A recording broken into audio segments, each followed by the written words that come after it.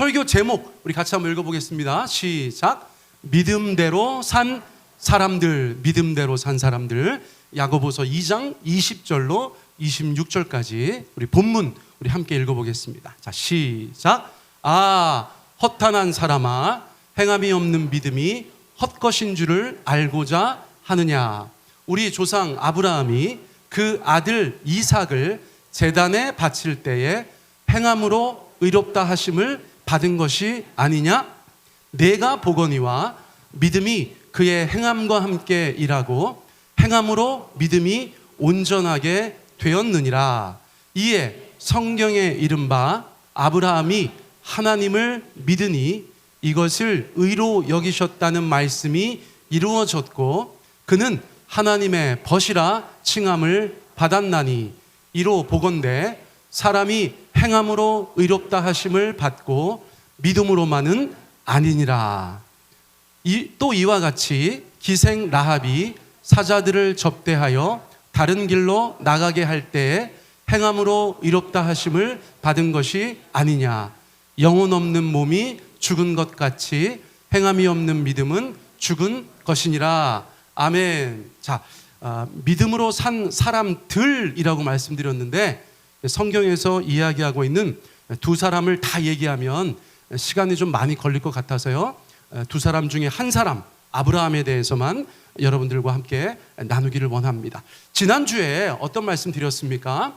우리 가운데 심기어진 하나님의 말씀은 그 말씀이 생명이 있기에 우리가 정상적이라면 그 말씀이 이렇게 싹이 나서 자라가야 된다고 말씀드렸어요. 그것을 우리의 내면의 믿음, 또 겉으로 드러나는 것은 행함이라고 성경에서 묘사한다고 말씀드렸습니다. 자, 그리고 그림을 하나 보여드렸었어요. 기억나시죠? 자, 3개의 화분이 있는데 양쪽에 있는 화분은 그 씨앗이 정상적으로 잘 자라난 것입니다. 믿음이 행함으로 드러난 것입니다. 그런데 가운데 있는 화분은 똑같은 씨앗을 심어놨는데 그 안에서는 어떤 일이 있는지를 모르겠으나 밖으로 볼 때 아무런 생명의 징후가 없기 때문에 그 씨앗은 잘못됐다라고 이야기할 수 있다. 그런 취지로 말씀드렸어요. 그러므로 행함이 없는 믿음은 죽은 믿음이다 라고 하는 야고보서의 말씀이 참되다. 그런 취지로 지난주에 말씀을 드렸었습니다. 자, 그리고 오늘의 본문은 지난주에서 이어지는 본문입니다.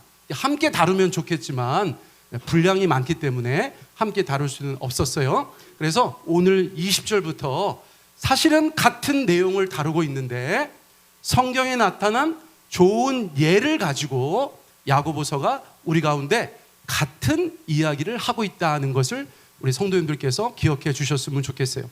자꾸만 믿음과 행함을 따로 생각하는 사람들에게 야고보서는 이렇게 말씀해 주고 계세요. 자, 20절 우리 다시 한번 읽어보겠습니다. 자, 시작. 허탄한 사람아, 행함이 없는 믿음이 헛것인 줄을 알고자 하느냐. 허탄한 사람이라는 것은 어리석은 사람이라는 뜻이에요. 우리의 믿음과 우리의 삶에서 드러나는 믿음의 행위를 자꾸 따로 생각하는 사람을 성경은 어리석은 사람이라고 이야기하고 있습니다. 그러면서 그들에게 행함이 없는 믿음은 헛것이다, 쓸데없다라는 것을 예를 들어서 말씀해 주고 계세요. 자, 그런데 여러분, 야고보 사도는 지금 유대인들에게 이 이야기를 하고 있습니다. 그런데 유대인들이 가장 사랑하는 조상 아브라함을 이야기하니까 얼마나 열심히 들었겠습니까? 여러 가지 예를 저희가 들 수 있었겠지만 유대인들이 가장 사랑하고 존경하는 아브라함, 유대 민족의 아버지, 조상 중에 조상, 그 믿음의 조상 아브라함도 믿음과 행함이 분리되지 않고 믿음대로 살아갔고 믿음대로 행했다는 것을 야고보 사도가 말씀해주고 있다는 것이에요. 자, 이 이야기에만 설득되면 유대인들은 다 아멘 할 수밖에 없는 것입니다. 그렇죠? 자, 그래서 21절에 아브라함의 예를 듭니다. 자, 21절 같이 한번 읽어보겠습니다. 시작. 우리 조상 아브라함이 그 아들 이삭을 제단에 바칠 때 행함으로 의롭다 하심을 받은 것이 아니냐. 여러분, 아브라함 하면 생각나는 것이 있어요. 아브라함 하면 뭐가 생각나십니까? 네? 저는 어릴 때 교회도 안 다녔는데 제가 이렇게 다니면서 흥얼거리던 노래가 있어요. 학교도 다니기 전에. 네. 믿음의 조상 아브라함은 7명의 아들이 있었는데요. 그 노래 아세요? 저는 교회도 안 다녔는데 동요같이 늘 불렀어요. 그러면서 성경에 나오는 아브라함이 아들이 7이구나. 그렇게 늘 생각하면서 살았는데 아니에요. 여러분, 그 노래는 원래 뚱보 아저씨라는 노래래요. 뚱보 아저씨 집에는 7명의 아들이 있었는데요. 이거를 아마도 어떤 주일학교 선생님이 그렇게 바꾼 것 같아. 교회 학교에서 부르려고. 그런데 정말 많은 대한민국의 이제는 성인이 된 아이들에게 잘못된 정보를 주었어요. 여러분, 아브라함의 아들이 몇 명인 줄 아십니까? 8명입니다. 이 정도는 상식적으로 알아두시면 나중에 다른 교회 교인들 만났을 때 목소리에 힘 주실 수 있어요. 혹시나 동네 애들이 그런 노래 부르면 정정해 주시기 바랍니다. 네. 그래서 노래가 중요합니다. 노래가. 우리가 어떤 노래를 부르는가. 자, 그래서 저는 교회도 다니기 전부터 아브라함을 알았다는 거예요. 아브라함은 그렇게 유명한 사람이라는 거예요. 왜 유명하냐? 아까 말씀드린 것처럼 단군 할아버지 같은 분이죠. 유대 민족에게는. 자, 그래서 그 아브라함도 행함으로 의롭다 하심을 받았다 하면 이 모든 이야기가 끝나는 것이다 라고 할 수 있어요. 그런데 아브라함의 인생 중에서 신학자들이 가장 중요하게 보는 것은 그 아들 이삭을 하나님 앞에 바치는 장면입니다. 이거 성경을 잘 모르시는 분들은 크게 오해하실 수 있어요. 야, 하나님이 자식을 잡아 바치게 했다고? 여러분, 이 이야기를 들어보셔야 된다는 거예요. 자, 일단 성경에서 아브라함이 의롭다 하심을 받았다는 것은 우리가 알고 있는 대단한 아브라함이 되기 전에 하나님께서 이미 말씀해 주셨던 거예요. 자, 언제 말씀해 주셨는가? 창세기 15장에 하나님과 아브라함의 언약 장면이 나옵니다. 자, 그런데 여러분들 가만히 보세요. 사람 이름이 달라요. 그렇죠? 자, 창세기 15장 6절 우리 세번역 성경으로 한번 읽어보세요. 자, 시작. 아브람이 주님을 믿으니 주님께서는 아브람의 그런 믿음을 의로 여기셨다. 자, 이름이 달라요. 자, 아브라함의 원래 이름 본명은 뭡니까? 아브람입니다. 아브람. 아내가 되는 사라의 본명은 사레죠. 여러분, 하나님께서 그 이름을 바꿔주셨어요. 하나님의 뜻이 그 부부 가운데 있었기 때문에 그 이름을 바꾸어 주셨어요. 자, 그러면 예를 들어서 아브람만 얘기하면 아브람은 어떤 뜻입니까? 아브람. 큰 아버지, 존귀한 아버지, 한 가족이나 가문의 아버지라는 의미를 가지고 있었어요. 그런데 하나님께서 아브라함에게 복을 주시고 네가 열방의 열국의 아버지가 될 것이다 라고 선포하시면서 그런 뜻을 가진 아브라함이라고 이름을 바꿔주셨다는 겁니다. 사레와 사라의 경우도 대단히 유사합니다. 자, 그러니까 지금 하나님께서 아브라함도 아니고 과거의 아브람이 주님을 믿으니까 주님께서는 그 믿음을 무엇으로 여기셨다고요? 의로 여기셨다는 것입니다. 여러분, 우리가 예수님 처음에 믿으면 신학적으로 뭐라고 이야기합니까? 우리가 의롭다 칭함을 받았다는 거예요. 자, 이것을 우리가 그렇게 교리적으로 이야기에는 어려움이 있지만 대단히 유사한 것을 발견했습니다. 아브라함이 아무것도 안 했어요. 지금 아브라함이 아무것도 안 했다니까요. 그런데 그저 하나님을 믿고 따라 나선 것만으로도 구약의 하나님께서 아브라함에게 그 믿음을 의로 여겨주셨다는 것입니다. 여러분, 이 시작을 하나님께서 의롭다고 여기신 거예요. 여러분, 이 의로움은 선물과도 같은 것입니다. 여러분, 심지어 로마서에서 뭐라고 말씀하십니까? 경건치 않은 자를 의롭다고 하셨다. 우리가 의롭다고 칭함받는 것은 다 선물입니다. 할렐루야. 아브라함도 아무것도 안 했지만 그저 그 믿음 보시고 하나님께서 의롭다고 여겨주셨다는 거예요. 자, 벌써 아브라함은 의로운 사람이었어요. 그런데 그 의로움이 하나님 앞에 완전히 인정받는 때까지 과정이 있었다는 것입니다. 그 대표적인 사건이 바로 아브라함이 이삭을 하나님 앞에 번제로 드리려고 하는 사건이었다는 것이에요. 자, 어느 날 세월이 꽤 지났습니다. 100세에 얻은 아들 이삭을 너무 사랑하는 아브라함의 모습을 보시고 하나님께서 그에게 정말로 납득하기도 어렵고 순종하기도 어려운 말씀을 하셨어요. 이거는 입장 바꿔 생각해 보면 이건 하나님의 음성이 아닙니다.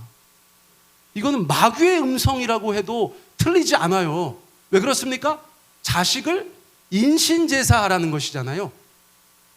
하나님 스스로 금하셨던 그 일을 아브라함에게 말씀하시는 것입니다. 여러분, 창세기 22장 2절 말씀 우리가 확인해 봅니다. 시작. 여호와께서 모리아 땅으로 가서 내가 내게 일러준 한 산 거기서 그를 번제로 드리라. 여러분, 가장 충격적인 대목이 어디입니까? 번제로 드리라는 것입니다. 번제로 드리라. 여러분, 구약 성서에 나오는 번제는 여러 제사 중에 하나인데 가장 큰 특징은 무엇입니까? 다 태워 올리는 것입니다. 다 태워 올리는 것입니다. 그런데 태워 올리는 과정에도 짐승의 목을 따서 그 피를 다 받아서 그 번제단 사방에 뿌리고 그리고 그 가죽을 다 벗기고 그 고기는 다 토막을 내어서 태워 올리는 거예요.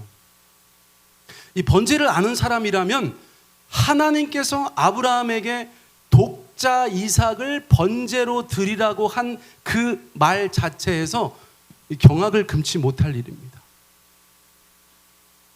우리 중에 누구라도 이런 음성을 하나님께 들었다면 여러분, 그것을 우리가 하나님의 음성이라고 여겼겠습니까? 이거는 성경이랑 맞지 않아. 이건 하나님의 음성이 아니야. 여러분, 우리는 그랬을 거예요. 그런데 아브라함은 하나님과 정말 친밀한 사람이었다는 생각이 들어요. 하나님께서 말씀하신 내용이 이상한데 하나님께서 말씀하신 것이 분명하다고 여겼던 것 같아요. 자, 지금부터 아브라함의 믿음이 드러납니다. 그 전에도 믿음이 있었겠지만 지금부터는 정말 아브라함의 믿음이 드러납니다. 여러분, 이 사건을 아시죠? 사건 구석구석에 아브라함의 믿음이 숨겨져 있어요. 자, 먼저 보시겠습니다. 첫 번째 우리가 확인할 수 있는 것은 이것입니다. 창세기 22장 3절 우리 같이 한번 읽어보겠습니다. 시작. 아브라함이 아침에 일찍이 일어나 나귀의 안장을 지우고 두 종과 그의 아들 이삭을 데리고 번제에 쓸 나무를 쪼개어 가지고 떠나 하나님이 자기에게 일러주신 곳으로 가더니. 자, 부모이신 분들이 많습니다. 입장을 바꿔 생각해 보세요. 아무리 하나님이라도 내게 그런 요구를 하신다면 여러분, 우리 가운데 번민이 있지 않겠습니까? 갈등이 있지 않겠습니까? 그런데 아브라함은 그 하나님의 말씀에 대해서 어떻게 반응하고 있습니까? 여러분, 즉시로 반응하고 있습니다. 즉시로 반응하고 있습니다. 우리가 하나님 앞에 순종하는 것에 있어서 강조되는 것이 그런 것들이죠. 즉시로, 기쁘게, 온전하게, 이 단어들이 하나님 앞에 순종하는 사람들에게 있어서는 굉장히 중요한 덕목같이 여겨져요. 즉시로, 기쁘게, 온전하게, 온전하게, 기쁘게, 즉시로. 여러분, 그렇게 순종하라고 우리가 교회에서 가르치지 않습니까? 그런데 아브라함이 지금 그렇게 하고 있다는 것이에요. 밤새 어떤 일이 있었는지는 모르겠으나 동이 트자마자 떠날 차비를 하고 그 두 종과 아들을 데리고 하나님께서 말씀하신 모리아 산으로 출발하는 것을 봅니다. 자, 너무나 단순하게 이야기해도 믿음이 없다면 저런 행동을 할 수 있을까요? 없을까요? 없습니다. 여러분, 이건 너무나 분명합니다. 하나님에 대한 확실한 믿음이 있기 때문에 이해가 되지 않아도 하나님 앞에 순종하고 있는 아브라함의 모습을 우리는 보고 있습니다. 자, 그 행동은 아브라함의 내면의 믿음을 보여주고 있는 거예요. 자, 그리고 나서 두 번째 이런 장면을 저희가 보게 됩니다. 창세기 22장 5절입니다. 우리 같이 한번 읽어보겠습니다. 시작. 이에 아브라함이 종들에게 이르되 너희는 나귀와 함께 여기서 기다리라. 내가 아이와 함께 저기 가서 예배하고 우리가 너희에게로 돌아오리라. 아브라함은 이 일이 어떻게 끝날 것을 확신하고 있습니까? 어떻게 끝날 걸 확신하고 있어요? 야, 그렇죠. 하나님의 말씀은 그러지만 하나님께서 뜻이 있으실 거야. 그리고 내가 아는 하나님께서는 그렇게 하지 않으실 거야. 내게 다른 것을 요구하시는 것 같아. 하지만 이 아들을 다치게 하진 않으실 거야. 여러분, 이런 믿음이 그의 안에 있었고 그것이 어떻게 드러납니까? 종들에게 얘기하는 것에서 드러나요. 번제로 잡으라는 아들과 함께 그 산으로 올라가면서 우리가 너희에게로 돌아오리라 이렇게 말하고 갔다는 거예요. 우리가 너희에게로 돌아오리라. 우리는 누굽니까? 아브라함과 이삭, 그 두 사람을 이야기하고 있는 것입니다. 여러분, 그 믿음이 그의 말과 행동에서 드러나고 있어요. 자, 세 번째는 또 어떤 장면이 있습니까? 자, 창세기 22장 7절 하반절로 8절 상반절 우리 같이 한번 읽어보겠습니다. 시작. 이삭이 이르되 불과 나무는 있거니와 번제할 어린 양은 어디 있나이까? 아브라함이 이르되 내 아들아, 번제할 어린 양은 하나님이 자기를 위하여 친히 준비하시리라. 이렇게 뜯어보니까 되게 재밌죠. 자, 보세요. 이삭은 10대 소년입니다. 10대 소년. 우리가 요즘 뭐 중고등학교 애들 생각하면 안 됩니다. 고대 시대에 10대는 이제 어른이 다 된 거예요. 장성한 아들이라고 이야기할 수 있습니다. 근데 그 아들이 가만히 아버지랑 같이 산에 올라가다 보니까 이상한 것입니다. 왜요? 불도 있습니다. 번제에 쓸 나무도 있습니다. 그런데 가장 중요하다고 할 수 있는 재물이 없습니다. 재물은 무엇입니까? 동물이 되어야 하잖아요. 정상적인 상황이라면 불과 나무를 챙기고 그리고 짐승을 끌고 올라가야 되는데 지금 아버지하고 자기밖에 없습니다. 그러니까 자연스럽게 질문이 나올 수밖에 없는 것입니다. 아버지, 불과 나무는 있는데 번제할 어린 양은 어디 있습니까? 그러면 아브라함이 뭐라고 대답해야 됩니까? 너다. 너다. 이렇게 얘기해야 되는데 아브라함의 믿음이 그의 말과 행동에서 나옵니다. 뭐라고 얘기합니까? 번제할 어린 양은 하나님이 자기를 위하여 친히 준비하시리라. 그건 내가 할 일이 아니다. 이삭아, 그건 하나님이 하실 거야. 어떻게 하실지 난 모르겠어. 하늘에서 뚝 떨어질지 땅에서 솟아날지 그건 모르겠어. 지금 표면적으로 보면 네가 희생양이 될 것 같지만 하나님은 그렇게 하시지 않을 거야. 하나님이 자기를 위해서 친히 준비하실 거야. 이거는 자기 확신에 차서 마인드 컨트롤을 하고 있는 게 아닙니다. 아브라함은 정말로 그렇게 믿고 한 걸음 한 걸음 그의 인생을 살아가고 있는 것이에요. 자, 그리고 나서 절정의 장면입니다. 절정의 장면. 창세기 22장 9절 10절 우리 같이 한번 읽어볼까요? 시작. 아브라함이 그곳에 제단을 쌓고 나무를 버려놓고 그의 아들 이삭을 결박하여 제단 나무 위에 놓고 손을 내밀어 칼을 잡고 그 아들을 잡으려 하니. 여러분, 시간이 제법 걸리는 일입니다. 그렇죠? 제단을 쌓아요. 돌을 가져다가 이렇게 제단을 쌓아요. 나무를 거기에다 이렇게 버려놓습니다. 그리고 나서요, 아들을 결박해요. 예? 120살이 거의 다 된 노인이신데 그 젊은 아이를 잡아다가 결박을 합니다. 그리고 그 아들을 눕혀놓고 어떻게 했다는 것이에요? 손을 내밀어 칼을 잡고 그 아들을 잡으려 했다. 칼도 잡고 아들도 잡고. 예. 아브라함은 왜 이렇게 하고 있습니까? 하나님께서 말씀하신 일이기 때문에 끝까지 순종은 하고 있는 거예요. 자, 그런데 이렇게 행동하는 그 안에 믿음은 무엇이라는 것입니까? 아무리 하나님 말씀하셨다고 해도 아들을 잡아서 번제로 드리려고 하는 그 아브라함의 내면에는 어떤 믿음이 있었다는 것입니까? 여러분, 이것은 히브리서에서 설명해 주고 있습니다. 히브리서에서 말씀해 주고 계세요. 자, 히브리서 11장 말씀입니다. 우리 같이 한번 읽어보겠습니다. 시작. 아브라함은 시험을 받을 때에 믿음으로 이삭을 드렸으니 그에게 이미 말씀하시기를 내 자손이라 칭할 자는 이삭으로 말미암으리라 하셨으니 그가 하나님이 능히 이삭을 죽은 자 가운데서 다시 살리실 줄로 생각한지라. 여러분, 아브라함의 이 모든 행동에는 아브라함이 이미 받았던 말씀이 있다는 것입니다. 자, 이거 굉장히 중요합니다. 여러분, 이거 굉장히 중요합니다. 아브라함이 아침 일찍 일어나서 3일 길을 가서 우리가 둘이 같이 내려오겠다라고 얘기하고 실제로 하나님 말씀하신 그대로 끝까지 그 아들을 잡아서 번제로 드리려고 하는 모든 액션을 취하는 데에는 어떤 믿음이 있었냐면 이미 받은 하나님의 말씀에 대한 믿음이 있었다는 것입니다. 하나님에 대한 신뢰는 말할 것도 없고요.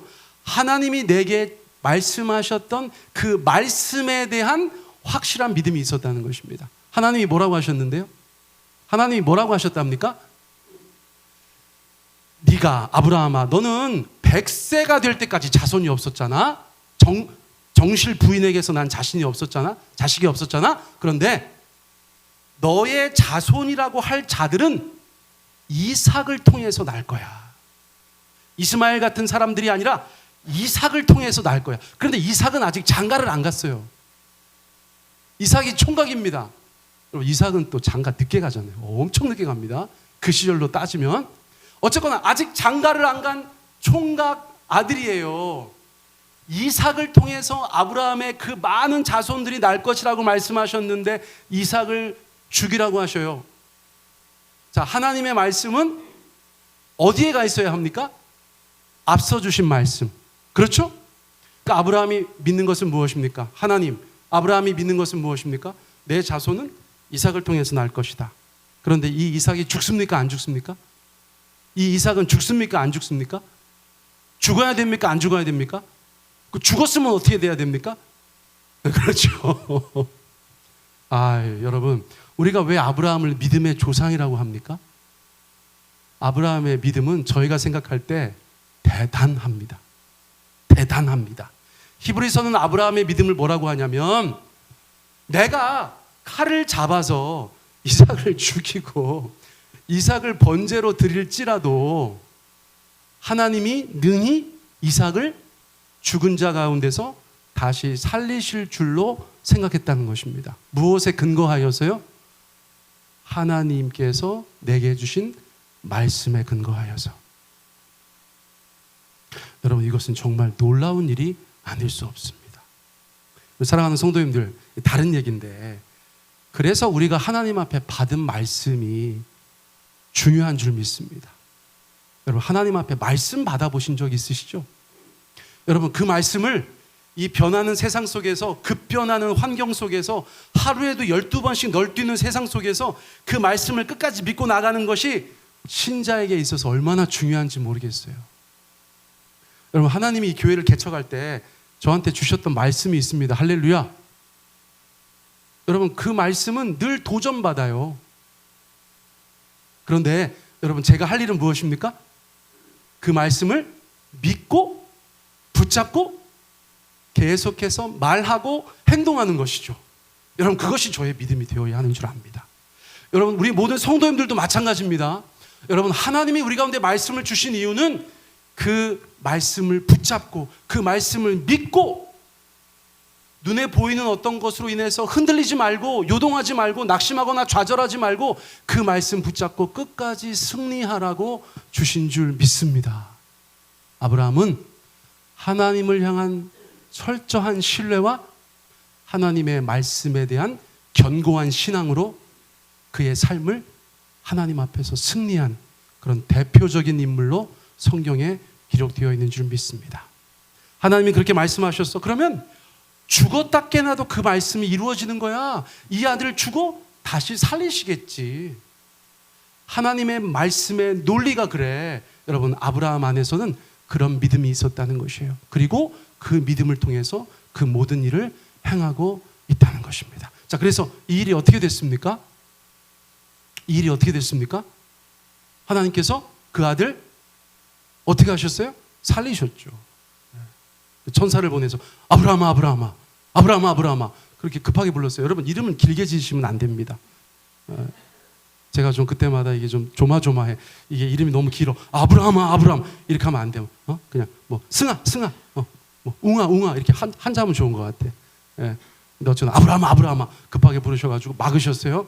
그리고 나서 얼마나 큰 복을 주시는지 모르겠습니다. 자, 이 사건을 가지고 야고보서는 우리 가운데 그것을 말씀해 주시는 거예요. 자, 22절입니다. 이 아브라함과 이삭의 사건을 이야기하고 나서 야고보 사도가 뭐라고 이야기합니까? 우리 같이 한번 읽어볼까요? 시작. 내가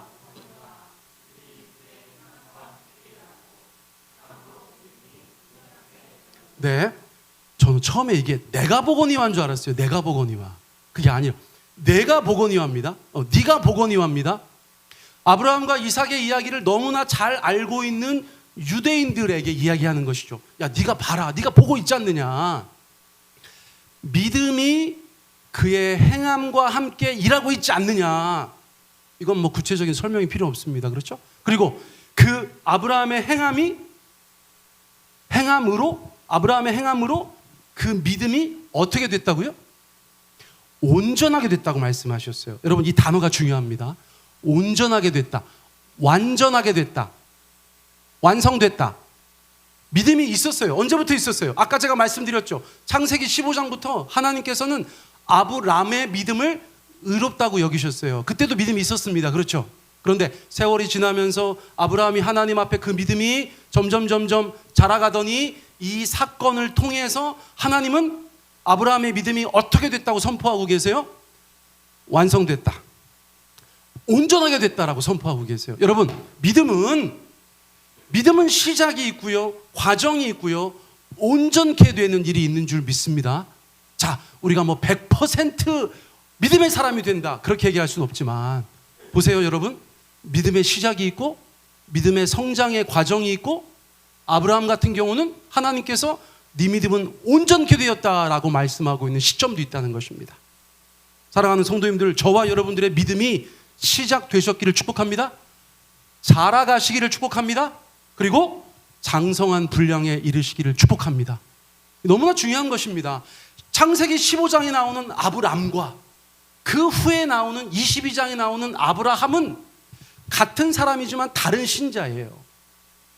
여러분, 아브라함이 하나님 앞에 그런 모습을 보여드린 것에 대해서, 믿음으로 말하고 믿음으로 행동한 것에 대해서 성경은 온전하게 되었다고 이야기하고 있습니다. 온전하게 되었다.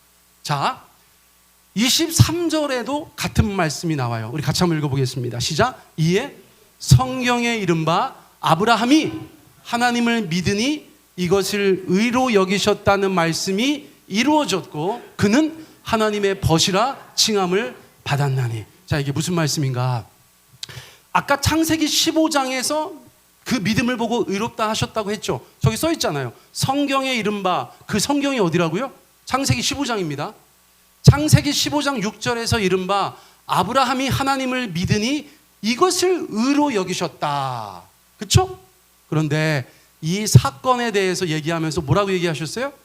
그 말씀이 이루어졌다. 그 시작되었던 믿음, 하나님께서 처음 의롭다고 하셨던 그 믿음이 쭉 과정을 거치다가 어떻게 됐다고요? 성취됐다. 그러니까 처음에 그 의로움은 선물이라니까요. 근데 나중에 그 의롭다고 하신 것, 그 믿음을 삶 가운데 나타내서, 그 믿음을 행함으로 나타내서 하나님께서 의롭다고 하신 것은 뭐냐면 선물로서의 의로움이 아니라 인정해 주시는 의로움이라는 거예요. 야, 너는 내가 옛날에 안 의로워도 의롭다고 해줬었는데 이제 너는 진짜 의롭구나 라는 인정의 말씀이라는 것입니다. 여러분, 그 말씀이 이루어졌다는 거예요. 여러분, 우리가 예수님 믿었습니다. 야, 너네 주 안에서 다 이제 의인이 되었어 라고 말씀해 주시지 않습니까? 그럼 거기서 끝나는 것이 아니라 우리의 믿음이 삶 가운데 드러나서 하나님 앞에 어느 순간에 인정받고, 야, 너 옛날에는 내가 이렇게 진심으로 얘기한 게 아니야. 너한테 선물로 준 의로움이었어. 그런데 지금은 너 정말 인정된다. 너 정말 의인이구나. 너 정말 믿음을 가지고 있구나. 너 진짜 나를 신뢰하는구나. 라고 하나님께서 말씀해 주셨다는 거예요. 그리고 나서 하나님께서 믿음의 조상 아브라함에 주신 그 놀라운 보상 같은 호칭이 뭐라는 것입니까? 너는 이제 내 친구다라고 얘기하셨다는 거예요. 이거 참 놀라운 일입니다.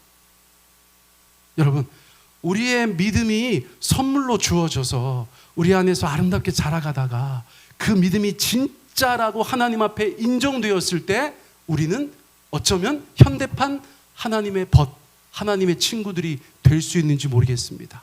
여러분, 하나님께서 그렇게 너무나 살가워하시고 친근하게 여기시고 인정하는 하나님의 친구가 저와 여러분 되시기를 축복합니다.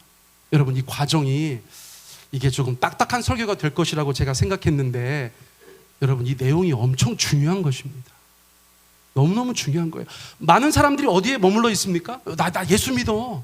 나 이제 의로운 사람이래. 나는 신학적으로 의인이래. 여러분, 거기에서 머물러 있는 경우가 얼마나 많습니까? 그런데 하나님께서 기대하시고 바라는 바는 무엇이라는 것을 알게 되었어요. 여러분, 믿음이 자라가고 장성한 사람이 되고 하나님의 친구, 하나님의 벗이 되는 것이 하나님께서 정말 기뻐하시는 성도의 일생이다. 여러분, 우리가 그것을 알 수 있어요. 자, 그리고 나서 하나님께서 그 모리아 산에서 이렇게 말씀하십니다. 우리 창세기 22장 우리 같이 한번 읽어보겠습니다. 시작. 내가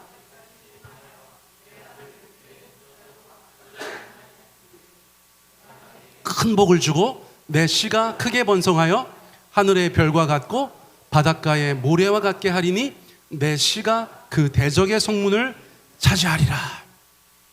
아무튼 믿음의 조상에게 있어서 엄청난 축복의 말씀을 이제 확실히 선포해 주신 것을 저희가 보게 됩니다. 그런데 이 구절의 시작은 무엇입니까? 내가 이같이 행하여. 네가 이같이 행하여. 속으로만 그렇게 생각하고 저 믿어요 라고 말한 것이 아니고 그렇게 믿은 대로 그 어려운 관문을 다 통과해냈을 때 하나님께서는 그것을 종합적으로 평가하시면서 네가 이같이 행했기 때문에 나는 너에게 이렇게 하겠다라고 말씀해 주시는 거예요. 여러분, 아브라함이 이 믿음을 통과한 것이 얼마나 대단한 의미가 있는 줄 아시죠? 이것은 성부 하나님께서 성자 예수님을 십자가에 달려 죽게 하시는 과정의 모형이라고 할 수 있어요. 여러분, 심지어 놀라지 마세요. 아브라함이 이삭을 잡으려고 했던 산이 성전산이에요. 예수님 달려 돌아가신 그 지역입니다. 여러분, 신학자들이 그것을 발견하고 여러분, 소름이 끼치는 거예요. 하나님은 인류를 구원할 만한 존재들인가 아브라함을 통해서 보시는 거예요. 그리고 아브라함을 그 모든 테스트를 통과했을 때 성부 하나님께서 성자 예수님을 우리 가운데 보내주실 결심을 하셨는지도 모르는 일이에요. 너무나 유사한 그 일, 너무나 비슷한 그 일이 여러분 같은 산에서 이루어졌다는 것이 오늘날 이 땅을 살아가는 성도들에게 얼마나 큰 도전과 은혜가 되는지 모르겠습니다. 사랑하는 성도님들, 이 아브라함의 이야기를 우리 가운데 왜 이렇게 해주셨어요? 한 가지 말씀하려고 하시는 겁니다. 자, 24절에서 결론을 내려주세요. 이거는 우리가 마음으로 아멘하고 받으셔야 되는 줄 압니다. 자, 같이 한번 읽습니다. 시작. 이로보건대 사람이 행함으로 의롭다 하심을 받고 믿음으로만은 아니니라. 율법을 지켜서 구원받는 행함을 이야기하는 것이 아닙니다. 바울은 그것을 반대한 거예요. 바울은 율법을 지켜서 행함으로 구원받는다는 것을 반대했어요. 예수 믿어야 구원받는다. 아멘. 야고보는요, 율법을 행해서 구원받는 게 아니고 네 믿음이 행함으로 이어질 만큼 진짜 믿음이어야 구원받는 거야 라고 말씀하는 겁니다. 바울과 야고보는 충돌하지 않습니다. 서로 다른 지점을 정확하게 이야기해서 두 날개처럼 완전하게 우리의 믿음과 행함에 대해서 정리해주고 있는 것이에요. 믿음으로만은 아니니라. 우리가 믿음대로 살아가야 한다. 그렇게 말씀해주고 계세요. 여러분, 저는 살다가 가끔 이 사진 봅니다.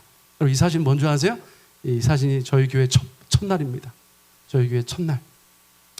지금 저 사진에 있는 분들 뭐 손님도 계시고 저희 교회 와서 한 1, 2년 도와주고 본교회로 가신 분도 계시고 그러신데, 이제 지금 남아 계신 분은 뭐 저희 가족들 빼고, 저희 어머니하고 우리 이창도 집사, 그 정도네요.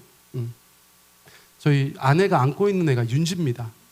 이제 13살 됐는데 저 때 태어난 지 7개월 됐었어요. 7개월.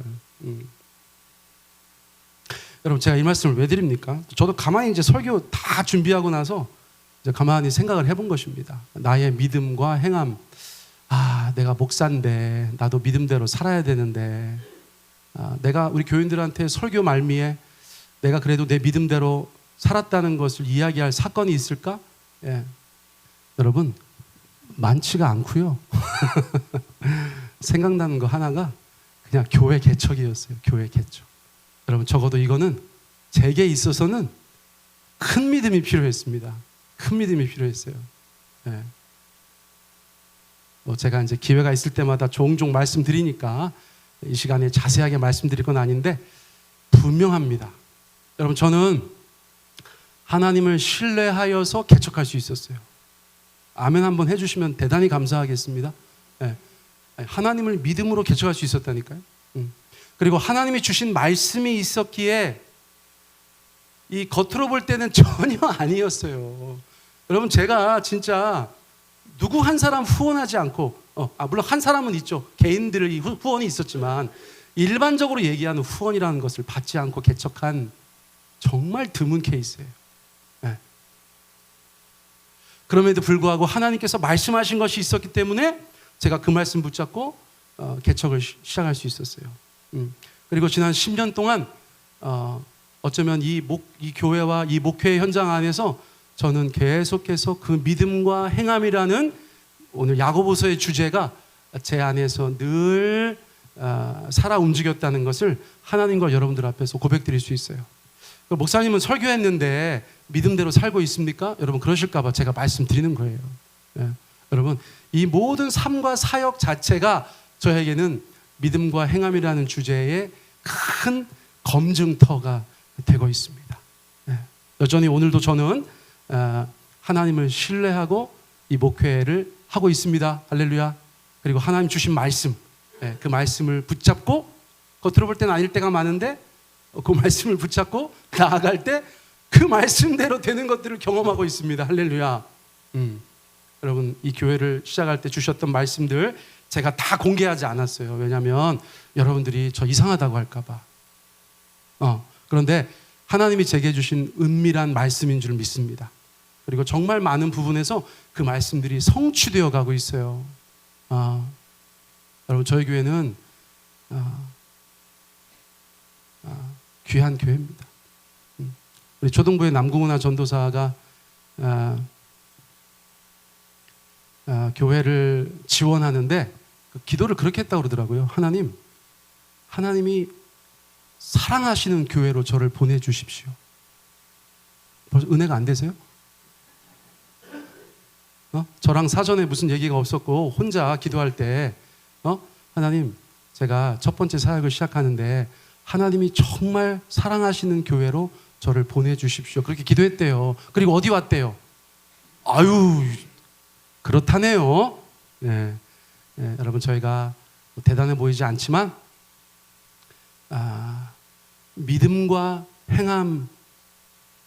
행함이라는 그 중요한 주제가 여전히 살아있는 그런 교회인 줄 믿습니다.